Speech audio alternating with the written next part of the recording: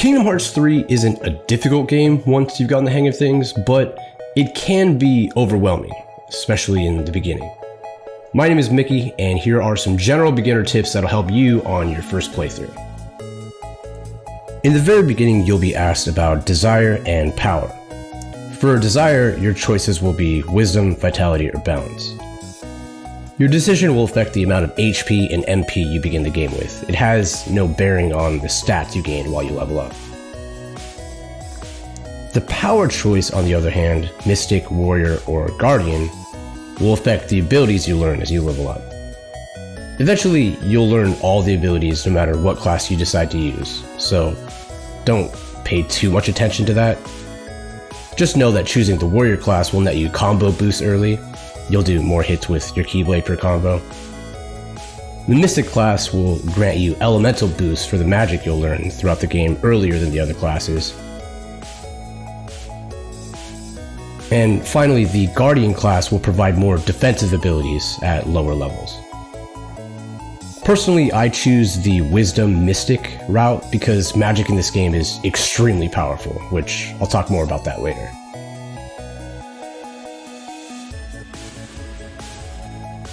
This is a pretty obvious tip, but use your stat boosting items on only Sora. Doesn't matter what boost it is, just use it on Sora. This is what I do personally, and it's not a hard and fast rule, but when I pick one up, right then and there, I use it on Sora. Using the boost immediately gives an edge because the difference in one magic or one strength, especially in early game, it really shows off in your battles. Once in a while, you'll pick up an item called Fluorite, which is used to upgrade your Keyblade's strength and magic. Now, don't just hold on to those. Personally, I love using a lot of magic, so I upgrade the Shooting Star Blade because it's high in magic. Again, the differences in power and magic really shine compared to if you just hold on to the Fluorite not knowing what to use it on. Eventually, you'll be able to buy Fluorite, so don't worry about using it. I'll do a separate video for strong equipment that you can find early game, so if you're looking to be powerful early, you can check that out if you'd like. Utilize roll and guard to keep your HP up. At low levels, you don't have the strongest defense, and the margin of error is pretty slim. When you take damage, you're not damaging the enemy. You're now spending time healing up or trying to get back in on the enemy, so it's important to keep in mind dodging and guarding rather than attacking. For bosses and bigger enemies, I like to hit the enemy a couple of times, and then I'll dodge or guard, and they'll often miss when they try to attack me. As you fight, your special meter will build, allowing you to form change. Each form is different depending on the blade you use, and you'll do much more damage after you've changed form. Remember to use your finish attack if you ever get in a bind. On a final note, switch your Keyblades so you can preserve your form change. If I end a battle with a good chunk of time on my form, I'll change my Keyblade to keep the form intact. You'll be running into large groups of enemies to defeat, and attractions are a good way to take enemies out fast. I personally don't use attractions very often. I feel like they're really slow and they disrupt my flow. I tend to use team attacks much more often. And the key to using team attacks is to surround yourself with enemies before using them, so you'll hit more enemies this way. When enemies are huddled up together, I'll use an air step to close the distance and strike multiple enemies at one time.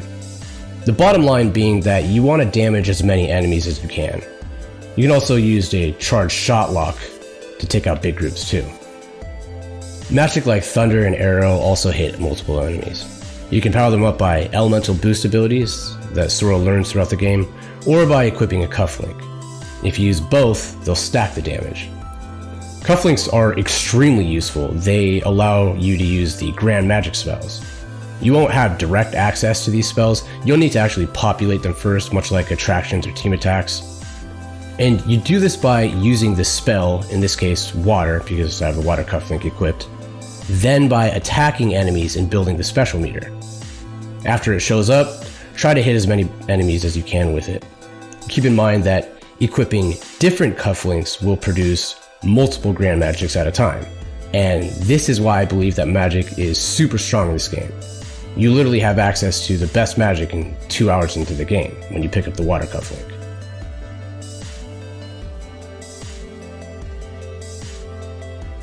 After hitting Twilight Town, you'll get the ability to cook meals, and eating meals give temporary stat bonuses.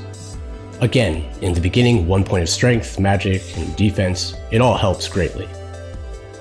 The minigames to create meals can be a pain in the ass to learn, so my suggestion is to save beforehand, try all of them and get proficient at making them, and then reload your file to begin making meals.